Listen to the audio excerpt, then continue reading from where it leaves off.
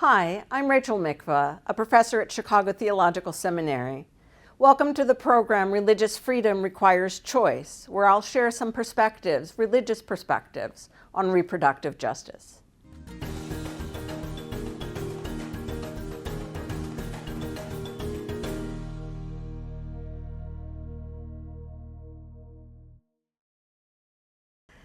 In this final segment, we're going to look at the ways in which reproductive justice is about more than access to abortion.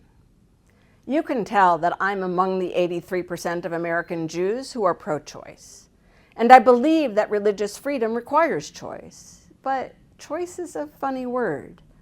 A lot of people who are economically advantaged, including those who support reproductive rights, don't realize how often those rights are compromised by class.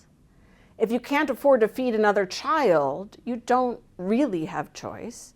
If you can't afford to take time off work and get a sitter for your kids in order to get an early abortion and you live in Texas, you don't have choice. If you can't afford prenatal care, you don't have choice. If you can't afford to take off work after giving birth, you don't have choice. So food security and health care and paid leave, they're all part of reproductive justice.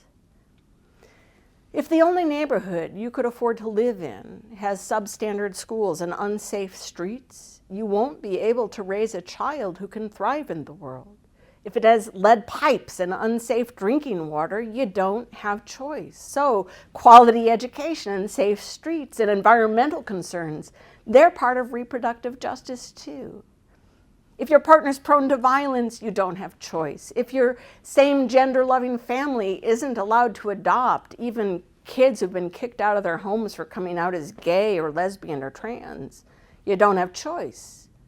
So freedom from violence and affirmation of queer families, they're part of reproductive justice. Access to safe and legal abortion isn't the only thing we need to fight for, because all these other things impact whether we can really bring a child into the world and help it flourish. All these other things are required to be pro-choice. They're also required for those who want to be pro-life.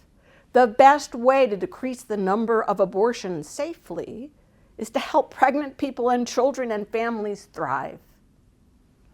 I'm still learning how to think about the broad canvas of reproductive justice. I thought I had a pretty good handle on it, but then I went a long time ago to a gathering of women to talk about abortion. The ground rules were compelling. We couldn't argue a religious or a political position. We could only tell stories. Stories of people, ourselves or those we love, who were impacted by the decision of whether or not to carry a pregnancy to term. You could see how this kind of gathering could help humanize the stories on all sides of this debate. So one woman got up and began her story. I became pregnant as a poor teenager, and my decision was shaped by race. Well, I know that race is part of everything in America. I started thinking about the fact that Black and Latinx men are incarcerated for drug charges at much higher rates than white men, despite comparable rates of drug use. And I knew that racial justice and criminal justice reform are part of reproductive justice. I knew that stripping men out of these communities of color make it harder to raise children. But that wasn't her story. And I felt a little ashamed that that's where my mind went. She said, I am the descendant of African slaves and Cherokee warriors. For generations, America has tried to control whether or not my family can reproduce. My slave mothers were encouraged to have children, sometimes raped, more laborers for the master.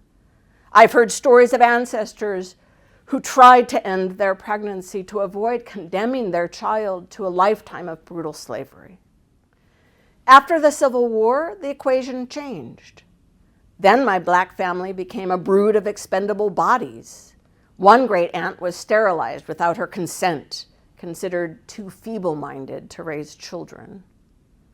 Another branch of the family, tells of a father who was deliberately infected with syphilis as part of the Tuskegee experiment.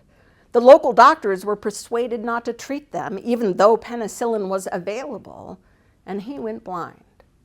And they say he was one of the lucky ones.